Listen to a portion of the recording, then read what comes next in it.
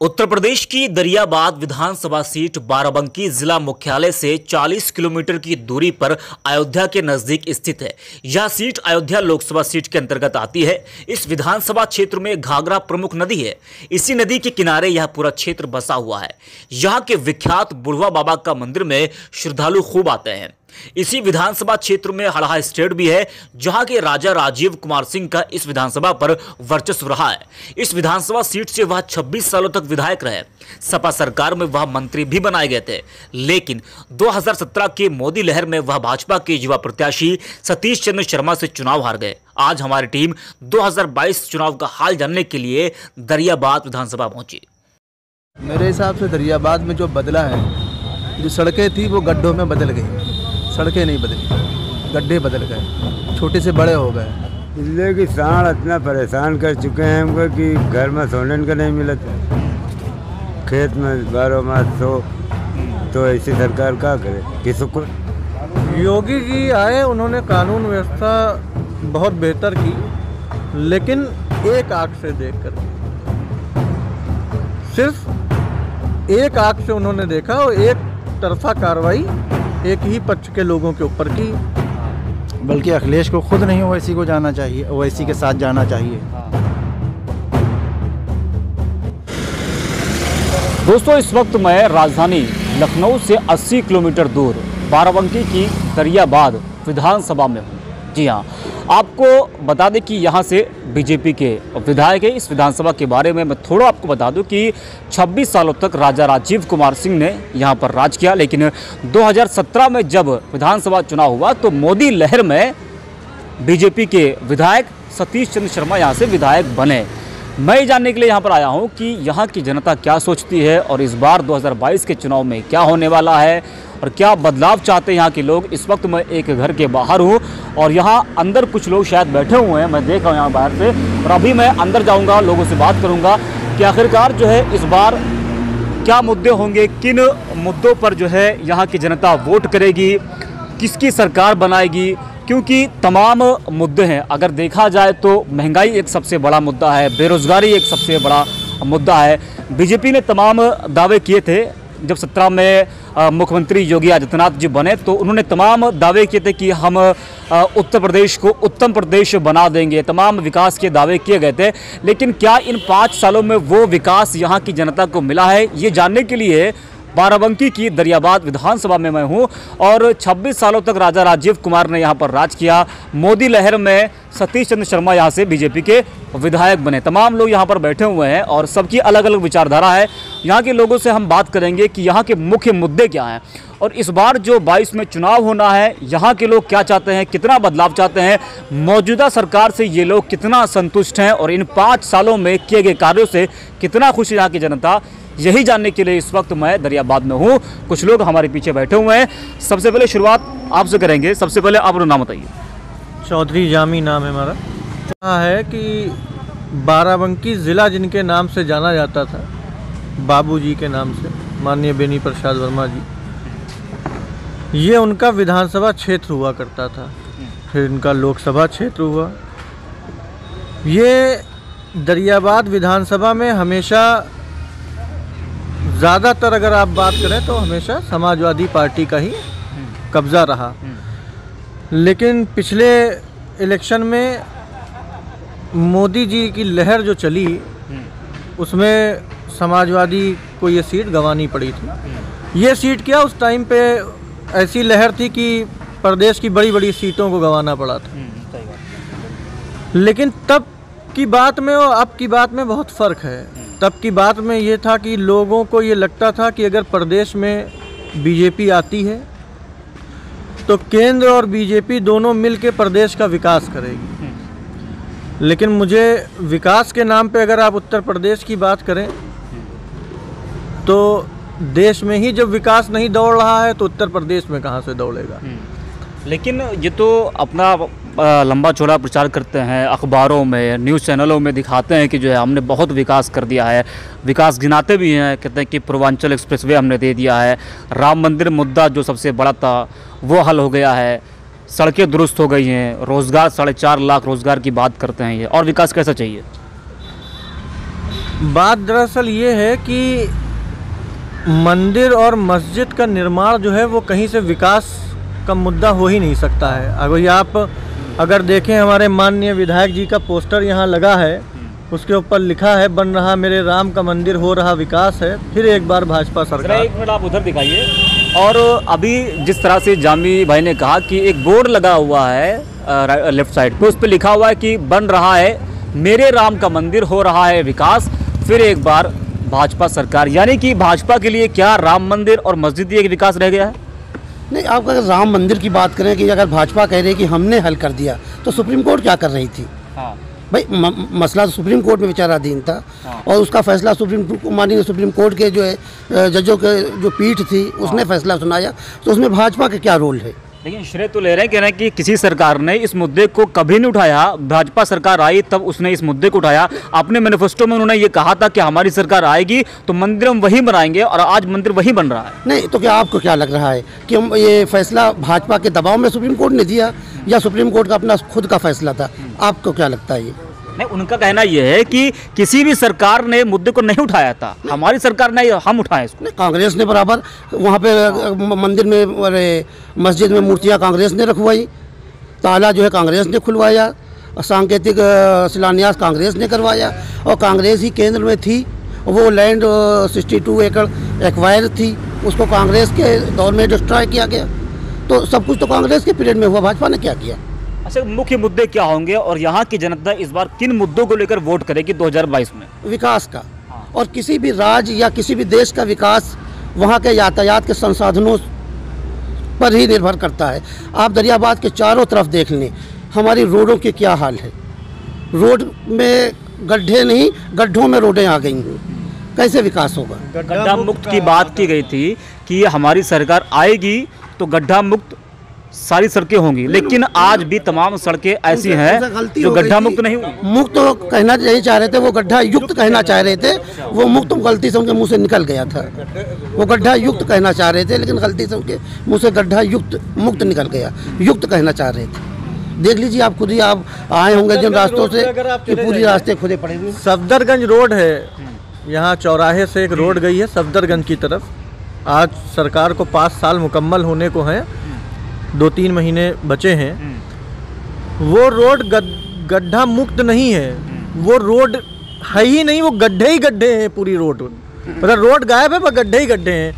अब उसको अगर ये कहें कि हम गड्ढा मुक्त रोड बनाएंगे, तो पहले तो उसको रोड बनाओ तब तो गड्ढा मुक्त करोगे। अभी तो वो रोड ही नहीं हो, तो गड्ढे ही गड्ढे हैं पूरे। डामर ख़त्म हो चुका है, नीचे मिट्टी तक दिखाई देने लगी, गिट्टी भी हट गई है, और उसके ऊपर कोई भी 5 सालों में किसी भी तरह का कोई भी काम नहीं कराया गया है।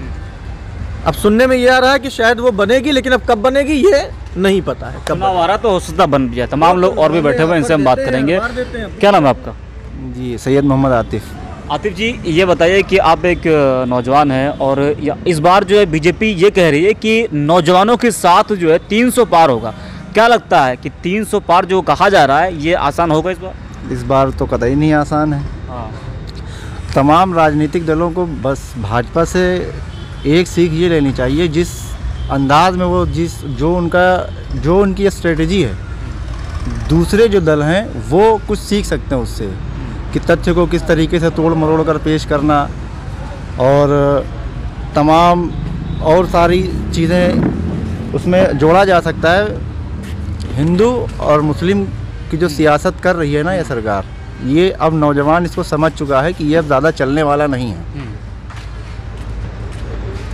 जातीय समीकरण को बिठाना ये इस बार नहीं चलेगा। हम यहाँ के मतलब छोटी सी नगर पंचायत के निवासी हैं, बहुत बड़े प्रदेश की बात नहीं करते हैं। इस 5 साल में हमने यहाँ कोई विकास नहीं देखा है, और अब युवा ये चाहता है कि यहाँ कुछ विकास हो। लेकिन देखिए, यहाँ की जनता ने जो है राजा राजीव कुमार जी को बिठाकर आप सतीश जी को लाएं, ठीक है, एक भरोसा करके, ठीक है, हम बदलाव चाहते हैं, बदलाव देखना चाहते हैं। सतीश जी आए तो आप ही लोग उनको लेकर आए, जनता ही लेकर आई उनको, तो भरोसे के साथ लेकर उनको लाया गया था ना कि वो काम करेंगे, विकास करेंगे। लेकिन अभी जिस तरीके से बताया गया कि तमाम सड़कें यहाँ पर ऐसी हैं जो सड़कों पे गड्ढे हैं। अभी कस्बे के अंदर भी मैं जहाँ से आया हूँ जिस रोड से, वहाँ पर भी कई गड्ढे दिखे हैं। तो इन 5 सालों में क्या लग रहा है कि मौजूदा जो विधायक हैं आपके सतीश जी, उन्होंने कितना काम किया दरियाबाद विधानसभा का? पूरे विधानसभा के बारे में तो हमको ज़्यादा नहीं पता है, हम बहुत इधर उधर निकलते भी नहीं। हम अपने कस्बे की बात कर रहे हैं कि हमको यहाँ ज़्यादा कुछ देखने को बदलाव नहीं मिला है, ज़्यादा बदलाव हमको यहाँ देखने को नहीं मिला है। और अब देखिए, चुनाव जिस पैटर्न पर होता है ना, वो बिल्कुल अलग है। सतीश शर्मा का अपना कोई यहाँ वोट बैंक तो था नहीं, वो एक लहर थी, उसमें वो निकल गए। वो कोई होता निकल जाता लहर में। हाँ, लेकिन वो जो एक लहर थी, जैसे 2014 में मोदी जी की लहर आई थी, उसमें ना कौन अपने पीएल पुनिया साहब जो है हार गए, निर्मल खत्री साहब हार गए, बड़े बड़े कैंडिडेट हार गए। उसके अंदर पूरे देश में यही हुआ। फिर योगी जी को मतलब मुख्यमंत्री का चेहरा बनाया गया, उसमें बड़े बड़े दिग्गज हारे। हमारे राजा राजीव कुमार सिंह हारे, ये भी दिग्गज नेता थे। तो सतीश शर्मा का अपना कोई मतलब नाम या कुछ नहीं था उनका यहाँ, बस एक भाजपा के सिंबल पर और एक लहर थी, उसमें वो जीत गए। लेकिन अब वो चीज़ जो है जनता और नौजवान वो समझ चुका है। अच्छा, ओवैसी ने भी ज़ोरदार एंट्री मारी है उत्तर प्रदेश में और जगह जगह वो रैली कर रहे हैं। हैदराबाद से वो उत्तर प्रदेश में आए हैं चुनाव लड़ने के लिए और वो हिस्सेदारी की बात कर रहे हैं और वो कह रहे हैं कि हमारे बगैर किसी की सरकार नहीं बनेगी। ओवैसी के बारे में यहाँ के लोग क्या सोचते हैं, ये भी हम बात करेंगे। क्या नाम आपका? बिलाल अहमद।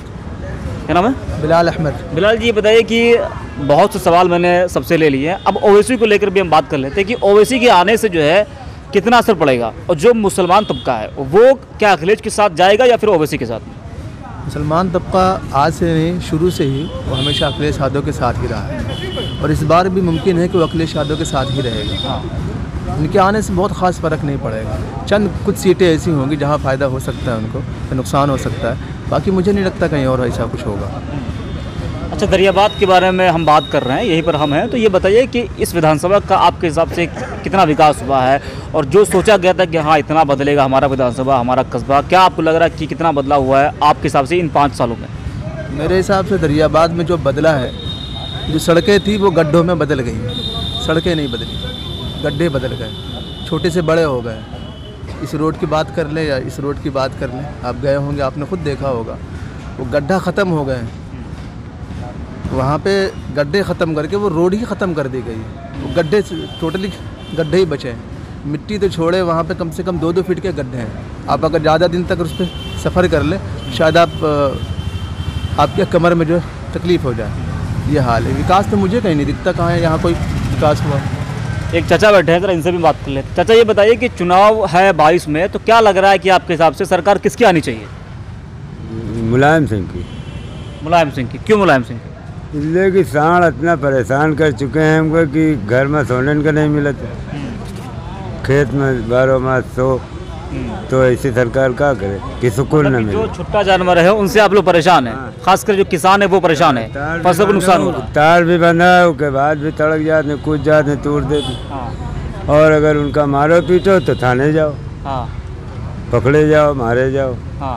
तो नहीं, गौशालाएं तो बनाई गई है कि जो छुट्टा जानवर घूम रहे हैं वो उसमें बंद हो, वहाँ से मार के भगाते हैं, दौड़ा लेते हैं गाड़ी को। देखिए, ये बात अभी मैं एक चौराहे पर था, वहाँ पर भी जो तमाम किसान थे उन लोगों ने ये बात कही कि जो गौशालाएं सरकार ने बना रखी हैं, अगर उन गौशालाओं में आप जानवरों को ले जा रहे हैं तो वहाँ से वो भगा जाते हैं। जब भगा जाते हैं तो वो बाहर आते हैं और फिर वो क्या होता है कि वो जो फसलें होती हैं उसको वो उसका नुकसान करते हैं। तो ये एक बड़ी समस्या है प्रदेश की, जो छुट्टा जानवर है घूम रहे हैं, इससे जो किसान है उनको सबसे ज़्यादा नुकसान हो रहा है।